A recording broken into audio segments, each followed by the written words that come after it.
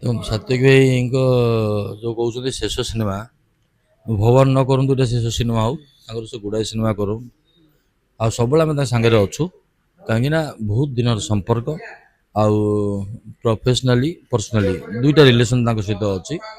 ଆଉ ଏଇ ସିନେମାର ଯେଉଁ ପରିଚୟ ସିନେମା ଏ ସିନେମାର ଆସୋସିଏଟ୍ ଡାଇରେକ୍ଟର ମୁଁ ଥିଲି। ଚାରିଟା ଯାକ ଗୀତର ମୁଁ କୋରିଓଗ୍ରାଫି ମଧ୍ୟ କରୁଛି।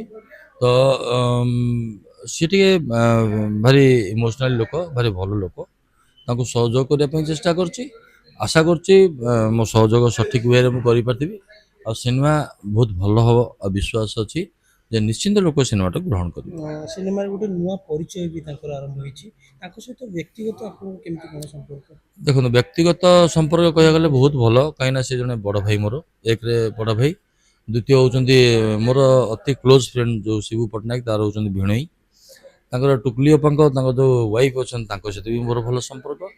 ତାପରେ କଳାକାର ରିଲେସନ୍ ହିସାବରେ ବି ସମ୍ପର୍କ ଆଉ ପର୍ସନାଲ୍ ରିଲେସନ୍ ସାଙ୍ଗରେ ଭଲ ସମ୍ପର୍କ। ବଡ଼ ଭାଇ ହେଲେ ବି 25 ବର୍ଷ ହେଲାଣି ଆମେ ସାଙ୍ଗସାଥି ଭଳିଆ ବ୍ୟବହାର କରୁ, ସେ ବି ସାଙ୍ଗସାଥି ଭଳିଆ ଆମ ସାଙ୍ଗରେ ରୁହନ୍ତି। ଆଉ ମୁଁ ଖାଲି ଏତିକି ଠାକୁରଙ୍କୁ ଡାକିବି ଯଦି ସେ ଆରାମ କରୁଛନ୍ତି ଗୋଟେ ନୂଆ ଇନିଂସ, ଗୋଟେ ଡାଇରେକ୍ସନ୍ ଦେଇଛନ୍ତି ଗୋଟେ ସିନେମା, ପୁଣି ସିନେମା ଡାଇରେକ୍ସନ୍ ଦିଅନ୍ତୁ, ସମସ୍ତେ ସହଯୋଗ କରିବା। ଆଉ ତାଙ୍କର ଇଚ୍ଛା, ଗୋଟେ କଳାକାର ସବୁବେଳେ ଗୋଟେ ଇଚ୍ଛା ଥାଏ, ବଡ଼ ଇଚ୍ଛା ଥାଏ। ସେ ପ୍ରତ୍ୟେକ ଇଚ୍ଛା ପୂରଣ କରିବାରେ ଆମେ ସହଯୋଗ ଆଉ ସାହାଯ୍ୟ କରିବୁ ବୋଲି ଆଶା ଅଛି। ଦେଖନ୍ତୁ ମୁଁ କାଲି କଥା ଆଜି ହେଇଛି, କାଲି ବି ହେଇଛି। ଦେଖନ୍ତୁ ପ୍ରତ୍ୟେକ ମଣିଷଙ୍କର ଯେମିତି ଆମେ ଗୋଟେ ଏକ୍ଜାମ୍ପଲ୍ ନେଇପାରିବା ଆମ ନିଜ ପିଲାଙ୍କ ପ୍ରତି। ଗୋଟେ ପିଲା ଜନ୍ମ ହୁଏ, ଜନ୍ମ ହୋଇ ଶିଶୁରୁ ବଡ଼ ହୁଏ, ତାପରେ ଯବନ ହେଲା ପରେ ବାହା ହୁଏ, ତାପରେ ତାଙ୍କ ପିଲା ହୁଅନ୍ତି, ନାତି ନାତୁଣୀ ହୁଏ, ସେଇଟା ହିଁ ଶେଷ ଇଚ୍ଛା ଥାଏ ବାପା ମାଙ୍କର। ତ ସେମିତି ସବୁ ଡିରେକ୍ଟର ଯେହେତୁ ପ୍ରଥମ ଥର ଡିରେକ୍ଟର ହେଇଛନ୍ତି, ତାଙ୍କର ଆଶା ବିଶ୍ୱାସ ବହୁତ ଥିଲା। କ'ଣ ହେଉଛି ନ ହେଉଛି ସେଇଟା ଆମ ହାତରେ ନାହିଁ, ସିନେମା ହିଟ୍ ଫ୍ଲପ୍ ବି ଆମ ହାତରେ ନାହିଁ। କିନ୍ତୁ ଗୋଟେ ପ୍ରେକ୍ଷାଳୟକୁ ଗୋଟେ ସିନେମା ଆସିବା ମାନେ ସେ ପିଲା ଯବାନ ହେଇଗଲା, ଗୋଟେ ପିଲା ଜନ୍ମ କରିଦେଲା। ତ ସେଇ ଯେଉଁ ଖୁସି, ପୁଅର ବାହାଘରରେ ବାପା ଯେଉଁ ଖୁସି ଥାଏ, ସେ ଖୁସି ସେ ଅନୁଭବ କରୁଛନ୍ତି।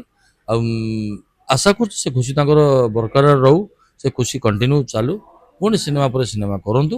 ହଁ, तकदीर के आगे समय से पहले कुछ नहीं होता है, तो ସେଥିପାଇଁ ପେସେନ୍ସ ଧରି ହାରି ନ ଯାଇକି ଜିତିବା ପାଇଁ ଚେଷ୍ଟା କରନ୍ତୁ। ସିନେମାର ସୁଟିଂ ପରେ ତାଙ୍କର ଦେହ ଖରାପ ହେଇଯାଇଥିଲା, ବହୁତ ଅସୁସ୍ଥ ହେଇଯାଇଥିଲେ ବି ସେ। ତ ସେଇ ସମୟରେ ଆପଣ ତାଙ୍କ ସହିତ ମିଶୁଥିଲେ, ସେ କ'ଣ କହୁଥିଲେ ବି କିଛି ଏମିତି? ଦେଖନ୍ତୁ ରୋଗ ଆଉ ସ୍ୱାସ୍ଥ୍ୟ ଖରାପ ହେବା ଏସବୁ ଜିନିଷ ଆମ ହାତରେ ନଥାଏ। ସେ ଯେମିତି ପ୍ରତ୍ୟେକ ଆପଣ ବାଇକ୍ ଦେଖୁଛନ୍ତି, କାର୍ ଦେଖୁଛନ୍ତି, ସେମିତି ତାର ଅଛି, ତାର ବି ସମୟ ଅଛି, ଗୋଟେ ଟାଇମ୍ ଲିମିଟ୍ ଅଛି। ସରକାର ଯେମିତି କରିଛନ୍ତି 15 ବର୍ଷ ପରେ ଗାଡ଼ି ଆଉ ଚଲିପାରିବ ନାହିଁ, ଆର୍ କରିବାକୁ ପଡ଼ିବ। ତ ସେମିତି ଆମର ବି ସ୍ୱାସ୍ଥ୍ୟ ଖରାପ ହେଲେ ଆମେ ବି ସେ ସ୍ୱାସ୍ଥ୍ୟକୁ ସଜାଡ଼ିବାକୁ ପଡ଼ିବ, ଜଗିବାକୁ ପଡ଼ିବ। ତା ସାଙ୍ଗରେ ଆର୍ କରିକି ପୁଣି କିଛି ଦିନ ବଞ୍ଚିବା ପାଇଁ ଚେଷ୍ଟା କରିବା।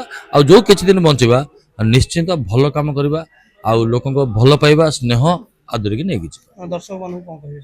ଦର୍ଶକମାନଙ୍କୁ କହିବି, ଯେଉଁ ପିଲାବେଳେ ଯେଉଁ ସିନେମା ଦେଖି ଆପଣ ଲୁହ ବାହାରି ଯାଉଥିଲା, ଯେଉଁ ସିନେମା ଦେଖି ଆପଣ ସେ ସବଜେକ୍ଟ ଭିତରେ, ସେ କାହାଣୀ ଭିତରେ, ସେ କ୍ୟାରେକ୍ଟର ଭିତରେ ପଶି ଯାଉଥିଲେ, ଏ ସିନେମା ହେଉଛି ସେଇଭଳିଆ। ଏ ସିନେମା ଦେଖନ୍ତୁ ଆଉ ନିଶ୍ଚିନ୍ତ ଆପଣଙ୍କ ମତ ରଖନ୍ତୁ। Thank you.